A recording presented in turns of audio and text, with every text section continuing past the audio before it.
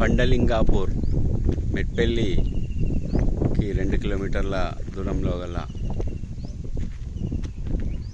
బండలింగాపూర్ గ్రామంలో నూతనంగా శ్రీ సీతారామాంజనేయ స్వామి దేవాలయం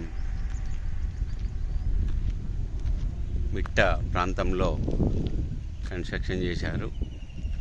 ఇది చాలా బాగుంటుంది. వీలైతే ఒకసారి సందర్శించండి. చుట్టూ పచ్చని పొలాలు, అలాగే పక్కనే చెరువు ఎంత ఆహ్లాదకరంగా ఉందో చూడండి.